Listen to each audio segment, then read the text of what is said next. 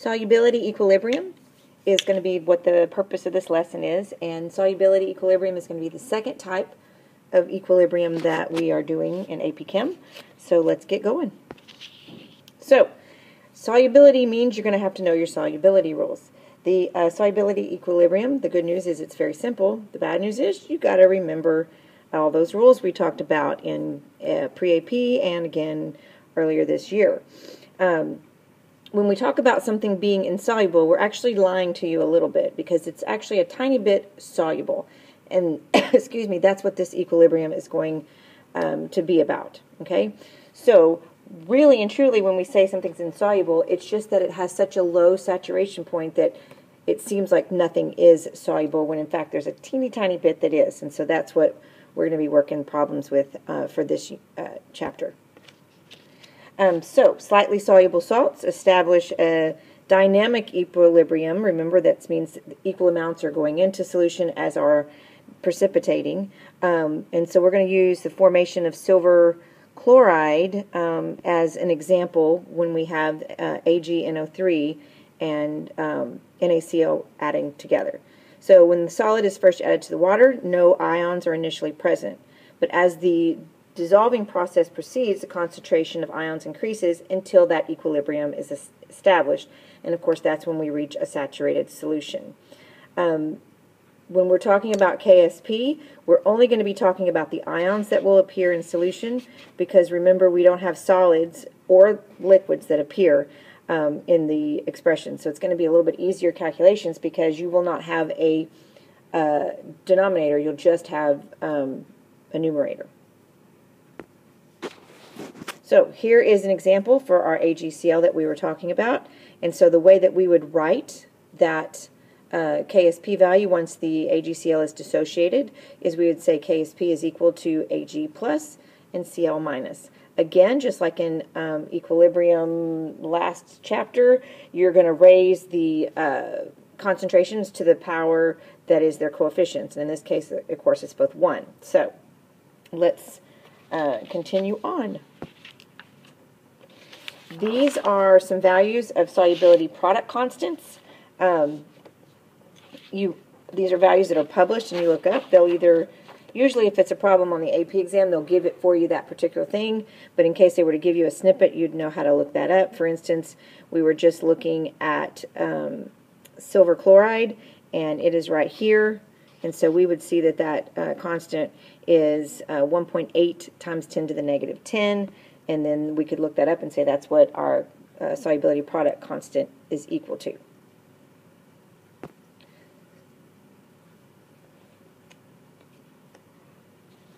So let's practice writing this for a couple of these. We have the Kp expression for each of the following.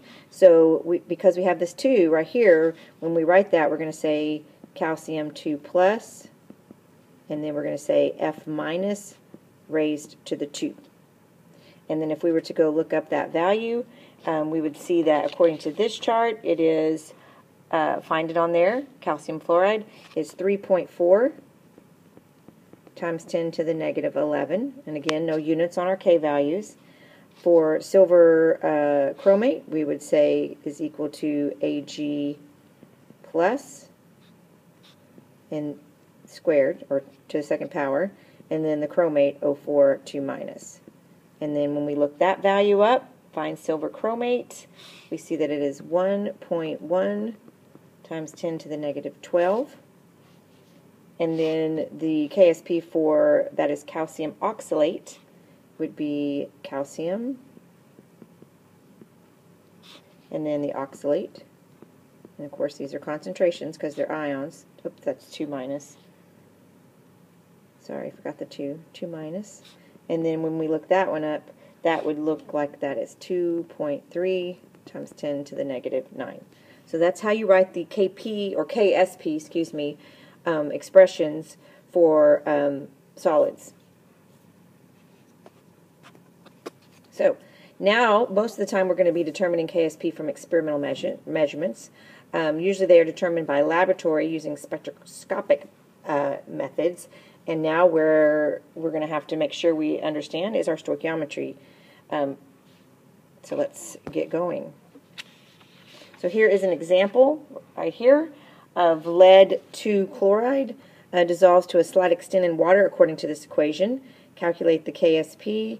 If the lead ion concentration, so they're not giving you Ksp this time, is 1.62 times 10 to the negative 2 molarity, okay? So if the lead's concentration, because it says the lead's concentration is this, that means the chlorine concentration is twice that, and that's because of this right here.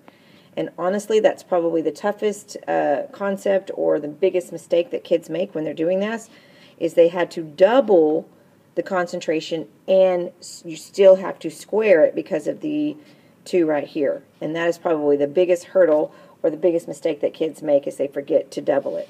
Because remember, way back in Chem 1, and this gave kids a struggle, when you dissociate this PbCl2, you will have twice the concentration of chlorine whenever you do that because of the stoichiometry of the formula.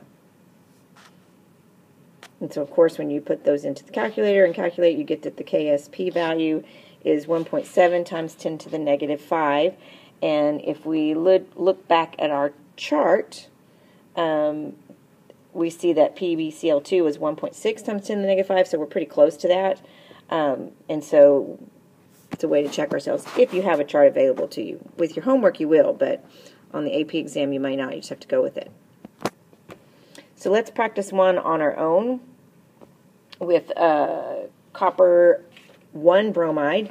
Has a measured solubility of 2.0 times 10 to the negative 4. Calculate its Ksp value. So we'll start by writing our Ksp expression. And we're good to go here on that. Oops, not 2 plus. It's just a habit. Sorry. We usually have 2 plus. It's the most common form. And then bromide.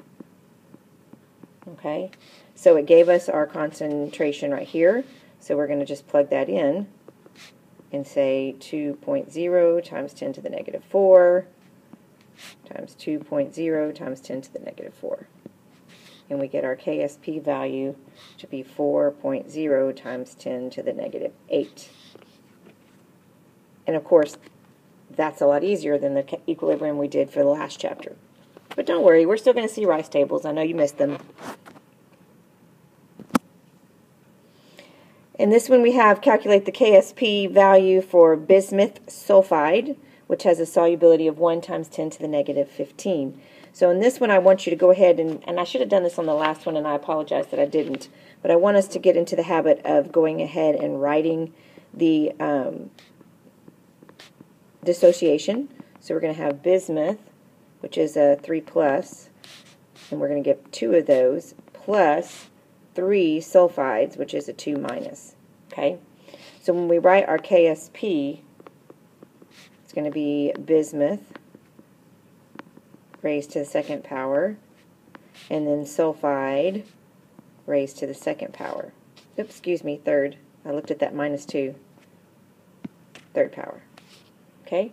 Now we're going to plug this in. So we're going to take this 1.1 times 10 to the negative 15, and we're going to multiply it by the numbers that we have in front of that. So Ksp for bismuth is going to be, we're just going to go ahead and write it like this so you get used to seeing it, 2 times 1.0 times 10 to the negative 15 raised to the 2nd power. That's pretty messy. Let's do that again.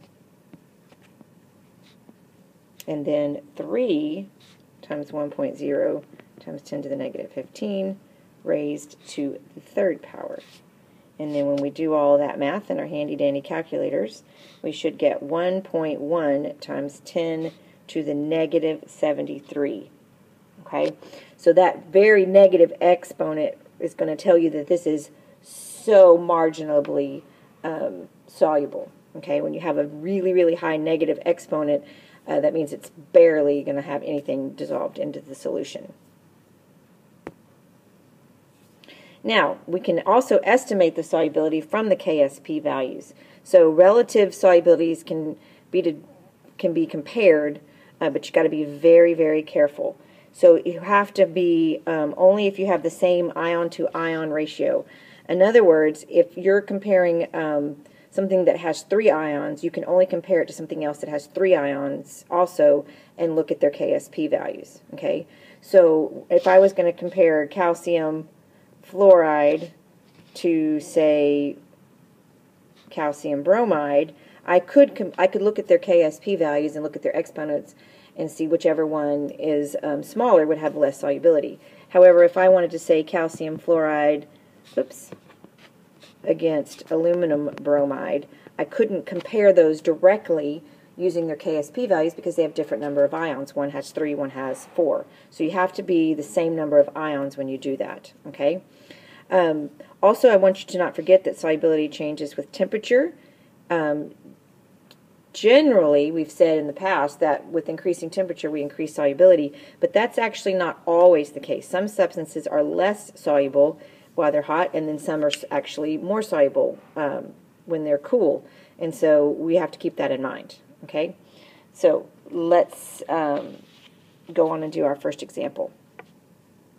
So we have Ksp value for copper to iodate, and they give us that, and it says calculate its solubility at 25 degrees Celsius. Okay, so we have our Ksp value, but we don't have our molarities or our concentration, so we're going to need, you guessed it, a rice table. So we're going to do our dissociation. So we're going to have copper iodate. Of course, that's a solid. And you honestly don't have to put that in there when you're doing this part. So we're going to have copper 2 plus 2 iodate. So here's our R, our initial change and equilibrium. So initially we have 0 and 0.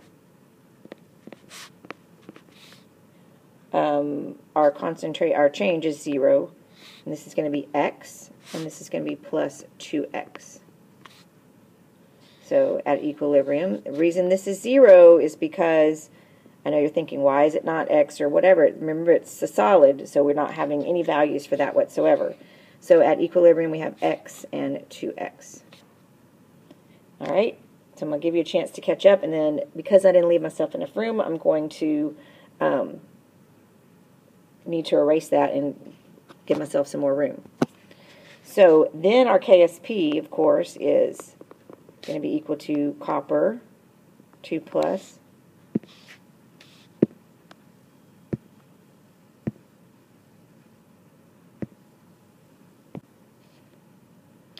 sorry about that, I had lost my Wi-Fi connection in the middle of the video. And then we have the iodate minus, and it's going to be raised to the 2.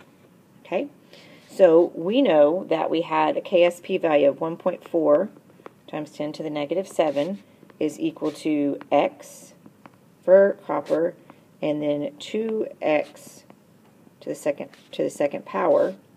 So then we have 1.4 times 10 to the negative 7 is equal to 4x to the third. And then we want to divide both sides by 4. This is just simple algebra here. So then we have 3.5 times 10 to the negative 8 is equal to x cubed. And then, of course, x is going to be equal to the cubed root of 3.5 times 10 to the negative 8, which would bring us to well, the answer says 3.3 times 10 to the negative third, but for some reason I have 3.4 on my paper. And of course that is molarity, or you could write it out as moles per liter right here, and so that would be your answer. So much simpler math with this Ksp value by the fact that we don't have anything on the reactant side showing up on the bottom. So now that brings us to common ions, solubility in the common ion effect, and I think that got left out. Yeah.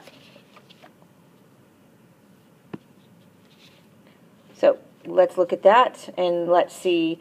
For some reason on this one, if you look at the Ksp value, it's a little bit different than what's in the chart, and I'm not sure why, It might have been an old chart or a new chart, but because our answer is already listed for us and we don't want to confuse ourselves, we're going to go ahead and just use that value. Plus, on an AP exam, you would use whatever value, or in a problem, you use whatever value is given to you. Don't go ahead and change that. Okay? So, we're going to need our Rice table, so let's start with that.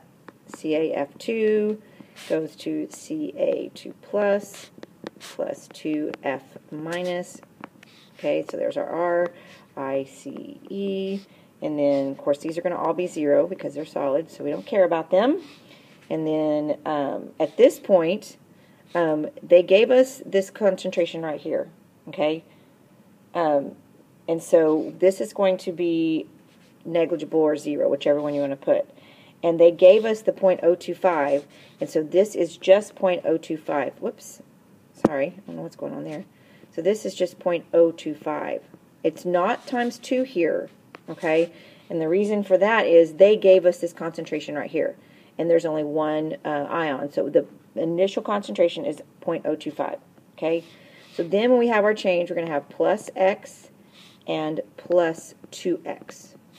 So at equilibrium, we have x, and then we have 0.025 plus 2x.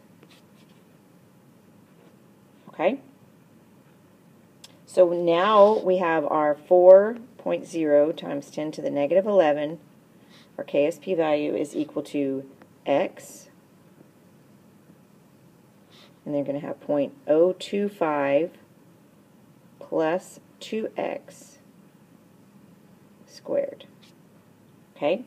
Now, I'm going to show you something that's going to make life much easier. You can't always do this, but it's always a good idea to do this first and then you check. So, because we have a relatively large concentration in the 0.025, this 2x right here is going to make very little difference in the overall concentration. It's going to make very little difference. So we can assume that it is negligible. And if you make that assumption, you must write that down. Say, assume negligible. Okay? And the rule is if it's within 5%. I don't know how to spell negligible, apparently. Nope, not another B. Not another G, it's a B. I'm trying to talk and write, and it's never good. That is spelled wrong. Just whatever. Negligible. I need to learn how to spell that, apparently. It did need a B. Okay, you assume negligible. When you assume this, it has to be within 5%. Okay? And we're going to check that when we get to the end, once we get our answer. Okay? So we're going to assume that's negligible and drop it off. So when we do that, it looks like this. Okay? I'm going to, if you're not caught up, pause because I'm about to erase and then continue pouring. Okay. So that brings us to the fact that we would have 4.0 times 10 to the negative 11 is equal to x. Okay, we can't drop that x because that's the only value we have. Plus 0.025 to the second power. So when we do that math, we get that x is approximately 6.4 times 10 to the negative 8 moles per liter. And when we check that, we see that that value is less than 5% than the original concentration of 0.25. So it's a good assumption. Okay. Now, if you get to it and it's more than 5%, then you're gonna have to go back in and put the x back in there because it's too much and it's not negligible anymore. But in this case, we're good to go, and it makes our life easier. I like being able to assume negligible. It's awesome because it makes our math easier. Okay, so that brings us to the reaction quotient, which is calculated the same way, just like in the last chapter. But this time, before we said if it was greater than K, it meant it was going to shift whatever and no shift and all this. This is different, okay? This is going to tell us whether a precipitation is going to happen, okay? So if the Ksp is, if the Ksp is less than or greater than or equal to, it's going to mean whether we precipitate or not. Okay, so in this first one, we say that Q is less than Ksp. That means that the system is not at equilibrium. It's unsaturated. So no precipitate would form. No precipitate. Okay. If it's at equilibrium, it's right at saturated. So again, no precipitate would form. But if Q is greater than Ksp, that means you are not at equilibrium, but that means you're supersaturated. Okay? So that means you will form a precipitate.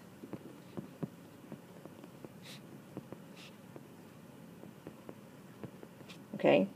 So remember those terms from way back in Chem 1 where we have 3 types of solutions. We can have unsaturated, which means more stuff could dissolve. We have saturated, which means you've reached your maximum. And then, of course, supersaturated is where we'll do crystals and we'll form crystals. That's how they make, basically when you drink sweet iced tea, it's a supersaturated solution because they've heated it up, dissolved more sugar than they should, and then they cooled it back down so it tastes yummy. So, precipitation of insoluble salts.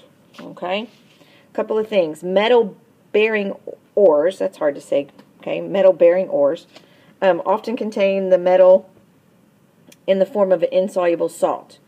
And they form an insoluble salt, and to complicate matters, they often contain several metal salts. So usually when you have a metal ore, you don't just have, one thing, you have several. So you can dissolve the metal salts and selectively precipitate one metal at a time.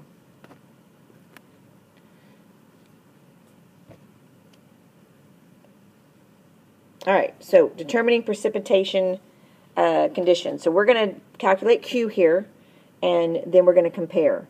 So we have a solution of cerium nitrate, and we have this right here, and it's added to this solution right here.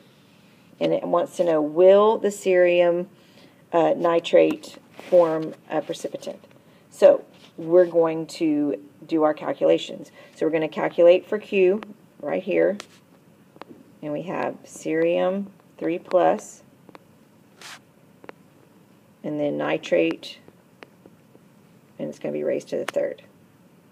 Okay? So it's given us our Ksp value right here, so we're going to need to do that. Okay, so first thing we need to do is we need to figure out what our concentration of cerium is, because we've got 2 sources of it, so we're going to figure out our concentration of that. So the first one is we've got to find our so we have 0.75.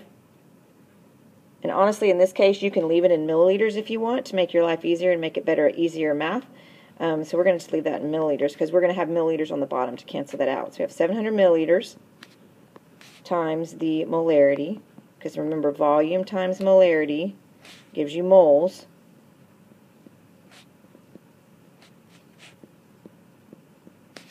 And we're going to divide by the new volume because we've added solution to that.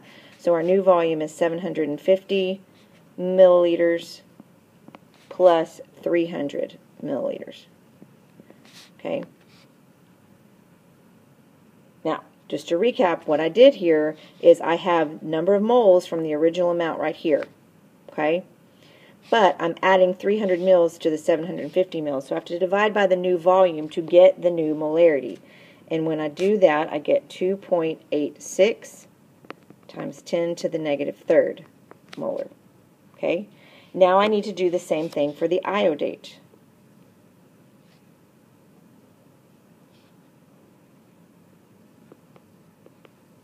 And we're going to do 0 and 0, so this is our initial, so we know that, because it's not our final concentration. So this time, I'm going to do 300 milliliters, because that's how much I have, times, I should have done this in another color so we could keep them separate. Sorry about that.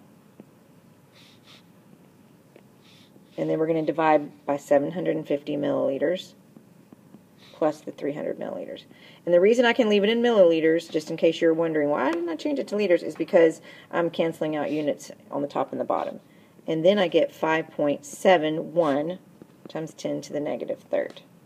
Okay, and so that's my concentration. So now I'm going to plug it in up here to see what my Q value is. So let's do a different color. So now we've got Q is equal to the cerium, which is 2.86 times 10 to the negative third. And we've got the iodate, which is 5.71 times 10 to the negative third raised to the third power. So I get a value of 5.32 times 10 to the negative 10. Okay? Now here's where I want to caution you. If you were working this problem out on the Ksp, on the AP exam, you would actually need to state, don't just say, yes, a precipitant will form. You need to state, Q is greater than Ksp, therefore, precipitate will form. It's very important that you say that. Okay? Because when we compared this value, 5.32, to 1.19, it is greater than, so we would get a precipitate. Okay? That was fun. You want to do another one? All right. This time we have a solution prepared by mixing 150 milliliters of some magnesium nitrate and 250 milliliters of some sodium fluoride. Calculate the concentration of magnesium and fluoride at equilibrium with solid MgF2. So we're going to need to do Q again. So first of all, we have to determine if a precipitate forms. And then this is a long problem, so settle in. This one's going to take us a while. Okay, so we know we're going to have to do Q, so let's write it up here. Q is going to be equal to magnesium 2 plus, and then F minus to the second power. All right, so first we're going to determine if precipitants form. So first, I'm going to say check. I'm going to do that for precipitant. Okay, so let's do our magnesium concentration. I'm having some trouble with the pen today.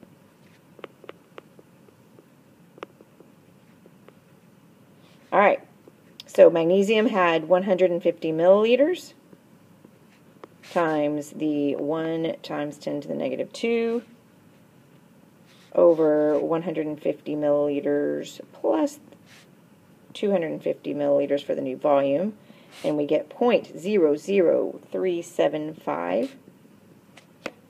Again, if I'm going too fast, pause the video before I write the answers, but I'm pretty sure you know how to plug in your calculator. So F minus concentration is going to be 250 milliliters times the concentration of the sodium fluoride, which is 1 times 10 to the negative 1, and then 150 plus 250, oops, 5 didn't come out, and that brings us to 0.0625 molar. So now we plug those values into that right there. So Q is going to be equal to 0.00375 times 0.0625 to the second power. So then that is equal to 1.46 times 10 to the negative 5. So Q is greater than K. So precipitant will form.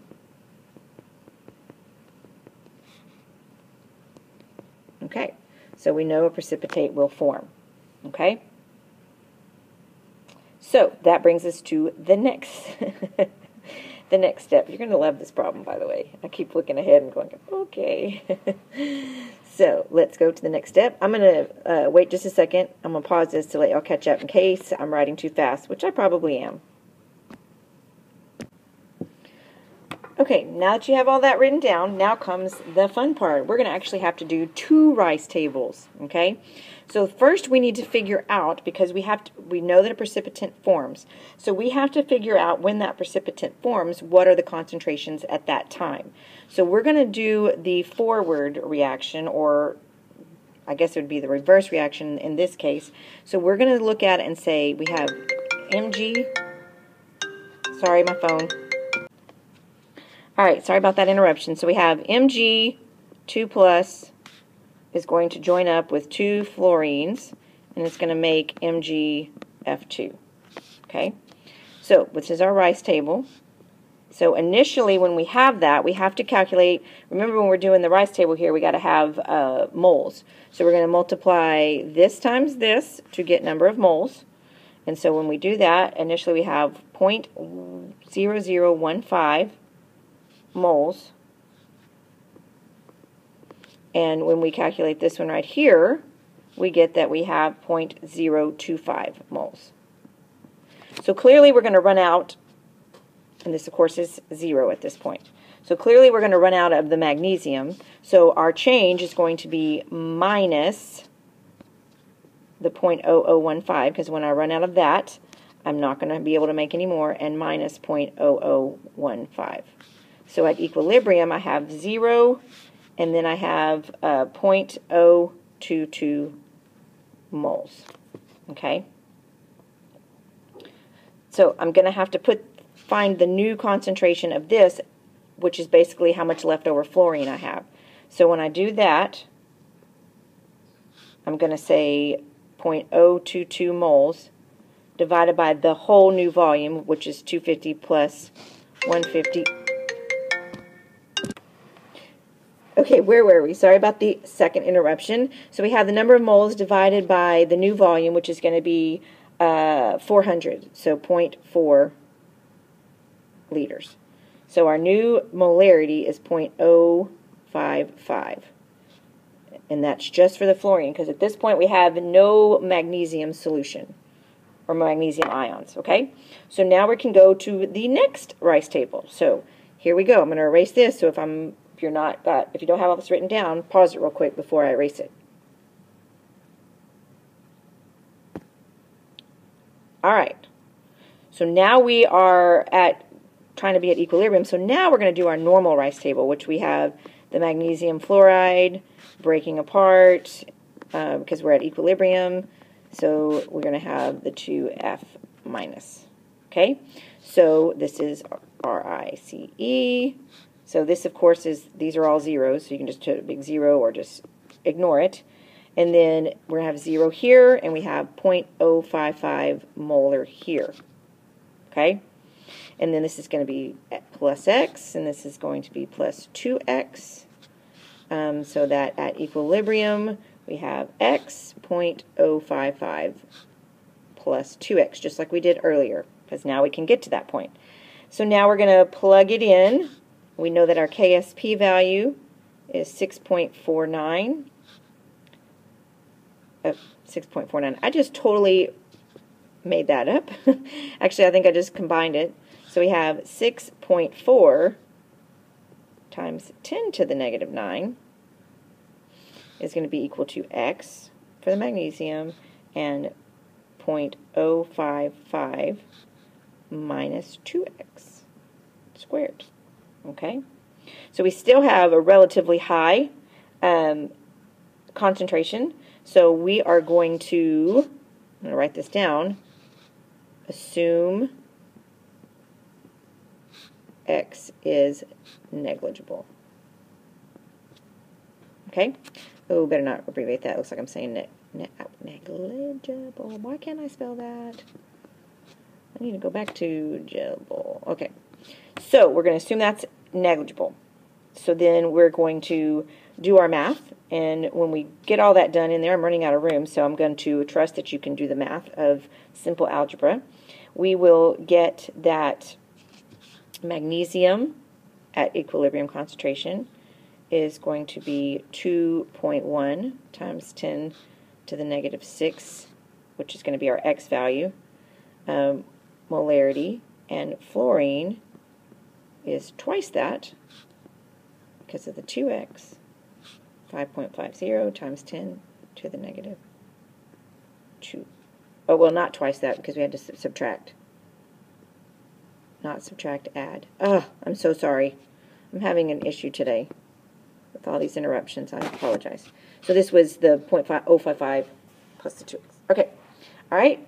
Hopefully you understood all that because that's a lot going on in that problem. And I think we are getting close to being done. Okay. So let's go on to the next slide. Oh, next part is solubility and the common ion effect. And that means experiments show that solubility of salt is always less if you have a common ion, okay? And that's because of Le Chatelier, remember him. Be reasonable and use approximations when you can. The pH can also affect solubility. You want to evaluate the equation to see which species would react with the addition of an acid or a base. So in this case, we have my magnesium hydroxide. Would it be more soluble in an acid or a base, and why? Okay, so we have this right here. If we're looking at that, excuse me, if you're looking at that, you're going to say, okay, what's going on there? But if I'm adding this, well, I can't write. Sorry. If I'm adding this to an acid, okay, what's going to happen is the acid will react with that and remove the hydroxide, which would increase the solubility because then more would be able to dissolve or go into solution because I'm keep removing that to react with the acid. But if I was adding this to a base, the hydroxide doesn't really have anything to react with, and it saturates the solution quicker. So magnesium hydroxide would actually be more soluble in an acidic solution than in a basic solution. So that's an example of that. Solubility, ion separation, and qualitative analysis. This is a section that is going to say how the basic chemistry of the ions works. It illustrates the principles of how they're applied in the laboratory. So in this case, we're going to have an aqueous solution of silver, lead, cadmium, and nickel. Okay, and you can come up with a plan of how to precipitate all those out. Okay, so if we look at the chart here, from the chart here, it kind of shows you the things that will precipitate out. For instance, if we are adding HCl to this, we know it would separate lead and silver, and then it takes you through that process underneath there. So after that, we would say, okay, so if we add HCl, we're going to precipitate out the lead and the silver, while the nickel and cadmium would stay in solution. And then we could separate the lead and silver precipitates by filtration. And then if we were to heat the solution, that would cause some of the lead chloride to dissolve. Filtering the hot sample will separate the lead from the silver, and then the solid would remain in the filter paper. In order to separate cadmium and nickel, we would precipitate with sulfur, and then we could use our Ksp values to determine which ion will separate first, and that's what we're going to do. Okay? Now, on an AP exam, they might not be this complicated, but this is something you need to understand and know how to do. So here we go. This is a different example because we have copper, but we have a solution containing some copper and some lead, and then we're going to add some iodine to this solution. And so it wants to know, will the lead iodide or the copper iodide precipitate first? Okay? And then we're going to specify the concentration of iodine necessary to begin the precipitation of each salt. Okay? So if these had the same number of ions, we could just compare their Ksp values and say, oh, this one's smaller, so this value is smaller, so it precipitate first. But we can't do that because we have 3 and 2. So we cannot do that when you have different number of ions. So we have our Ksp, of course, for each one is going to be Pb 2 plus and then iodine to the second power, and then the Ksp for copper is going to be copper and iodide. All right, so it gave us our Ksp values, so we are going to compare that. So it gave us the concentration of the lead is 2 times 10 to the negative third, and the concentration for copper it gave us as 1 times 10 to the negative fourth. So it doesn't really matter which one we do first. We're just going to do lead first because I see it first right here. So for PbI2, we have 1.4 times 10 to the negative 8 Ksp value is equal to, and we've got our value for lead, it's going to be equal to 2x squared. And the reason it's 2 is because when that dissociates, you get 2 right there. So when we do that math, we get that the iodide concentration needs to be 0.0013 molar required. And that's required to precipitate. So now let's do the same thing. We'll do it in a different color for the copper iodide. So same concept. We've got 5.3 times 10 to the negative 2 is equal to, and then it gave us a value of 1 times 10 to the negative 4, and then x.